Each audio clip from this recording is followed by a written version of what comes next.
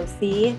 I use she, her pronouns. And while I do some teaching and research for Florida State, I am based in Los Angeles, which is really where I would like to start the conversation today, as we are all logging in a variety of different places around the world, and to situate our work and our time together around place and space.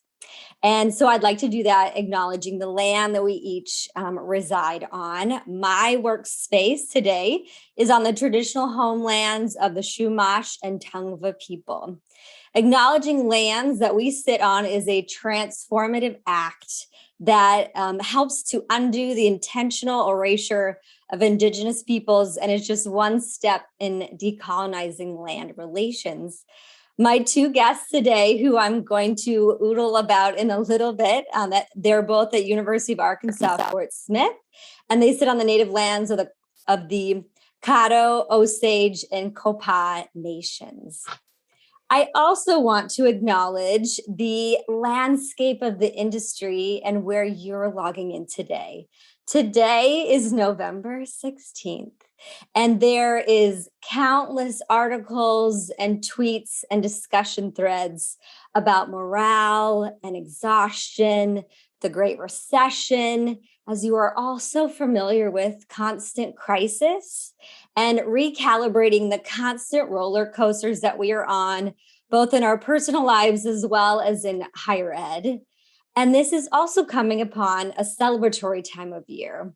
So I also want to acknowledge whatever your own, all the feels today and all the potential ways you might be pulled away from the conversation today, but also the hope that you can stay tapped in as you're able.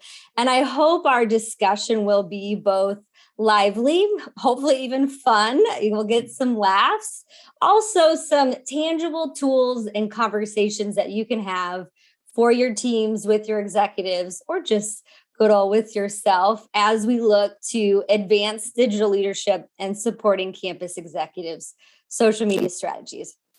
I want you to see one model in action. As we know, every campus is different, and we also know every executive is different as well. And so what works for one president will not necessarily for the next. We'll also unpack current opportunities and challenges, and then especially how marketing professionals that you can hone in on your own zone of genius and skill to have support strategies and even serve as coaches to campus leaders. So I've got a number of questions. Again, we'll do a Q&A and closing. You are welcome at any point to reach out to all three of us, all on the interwebs from Twitter and so on. And I'm also going to take us a little bit chronological so we get a sense of transition in the before times, pre-COVID, transition of Terisa as a chancellor, and where we are today.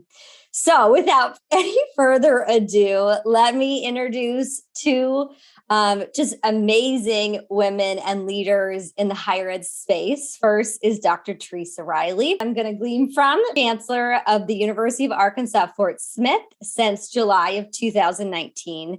For nearly 30 years, she's dedicated her career to fostering access, affordability, and success through education. Chancellor Riley leads UAFS with a commitment to open communication, transparency, and shared governance.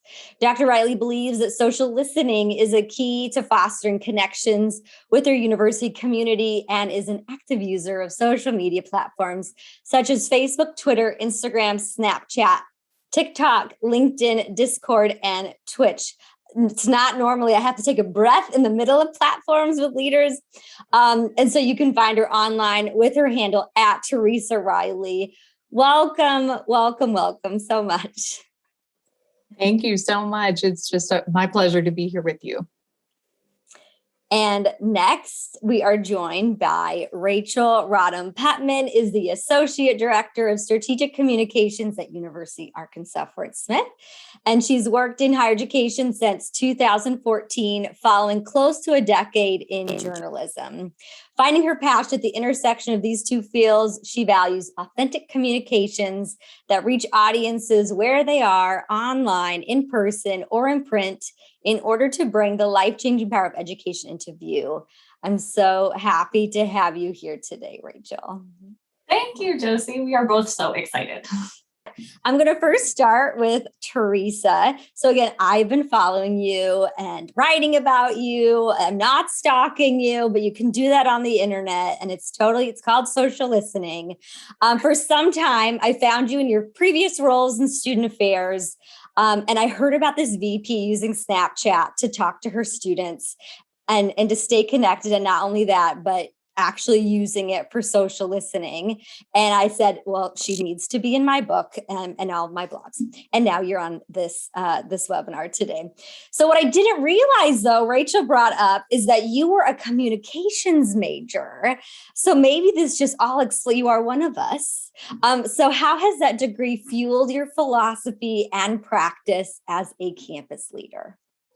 Well, so it's just an honor to be here with you, and really thrilling to do this with both you and Rachel, two people I look up to in our communication and higher education. And so just lovely to have us featured here and to get to talk with all of you.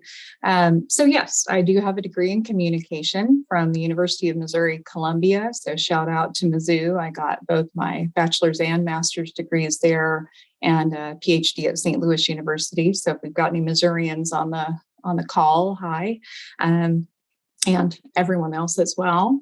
So how did that change how I communicate? Honestly, my degree was in communication, but also with an emphasis in public speaking. And so one of the things that you learn about in communication is, the dynamics of your audience, and being able to read your audience and to know who your audience is, to try to put yourself in a position where you can anticipate what it is that your audience may be asking, the who, where, why, what, that our journalism friends are constantly asking. But to do that in a way that communicates differently, potentially verbally, non-verbally, one-on-one communications or very large groups. So I've had the opportunity then to put that into social media and think about the bigger, broader audience and the context for the things that I do in social media. So I think that's how the degree has really helped me to think about this more deeply and to be more intentional with my communication. I would love to dig up some photos of Terisa freshman, sophomore year. No, those have been burned. Those have been burned. Okay, fair. And Rachel, I'm pretty sure it was probably the Twitterverse, but also probably Liz Gross that connected us. At the time, you were trying, like many marketing professionals, I'm sure tuned in today, to train your executive team on social media. And this was years and years ago. I reached out to you after I heard the news that Terisa was your new chancellor, and I DM'd you that you just won the lottery.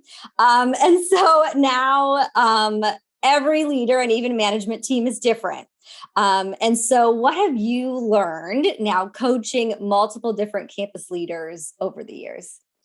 Yeah, so I was actually, to tie it all together, on a plane to Listen Up conference where Liz had invited me when we got the announcement that Chancellor Riley had been selected as our new chancellor. So I was like sending press releases from the plane. I had to buy the like $10 20-minute Wi-Fi.